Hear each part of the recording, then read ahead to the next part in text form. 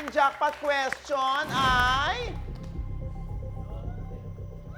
Base sa mga resibo nga o screenshot sa pinost ni Jam Villanueva, sa kanyang stories, ilang beses sinabi ni Maris kay Anthony ang salitang come. Ang sabi mo ay 3.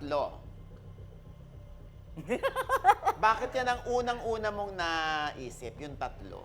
Parang ano lang, collective memory. Tama ba? Ah. Parang nung nadaanan siya ng mata ko, feeling ko 3 beses siya. Ko siyang nakita doon sa ano. Or hindi ko kasi tinapos eh. Baka may... Ang sagot mong 3 ay...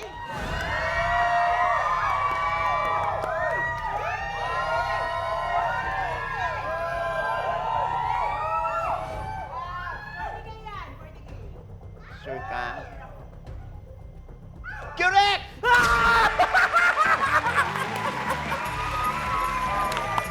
Congratulations! Mag-uwi ka ng 40,000 pesos.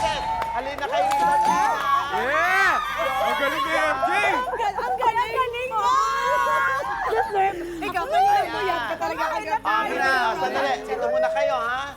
Para malinaw, bibilangin natin kung ilang beses sinabi ni Maris kay Anthony ang salitang come. Nakatatlo nga na come si Maris Kakal kay Anthony. Pero ang galing ni MJ kanina, di ba? Sabi niya, parang hindi naman ganon ka ano si Karami. Maris. So, Parang makulit ng ganun kaulit-ulit. Kinaya ka pa sa 10,000? Super! Hindi kasi never ako nagbago ng answer sa utak ko. Totoo? Like, yun lang yun. Wow! Ang gut feeling. It's okay. Para umaba yung exposure. Charot! Ayan. Oy, kayo ba ay may paimbita sa ating mga kapatid?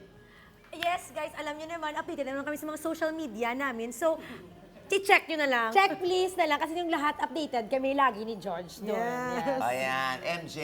Yes, yun din naman. I-follow nyo rin kami sa aming mga social media accounts. Siyempre, abangan niyo po ang Lavender Fields dito sa TV5, gabi-gabi after ng Batang Quiapo, ang mga kapanapanabik pang eksena. Yeah! Maraming salamat. 40,000 pesos kay MJ.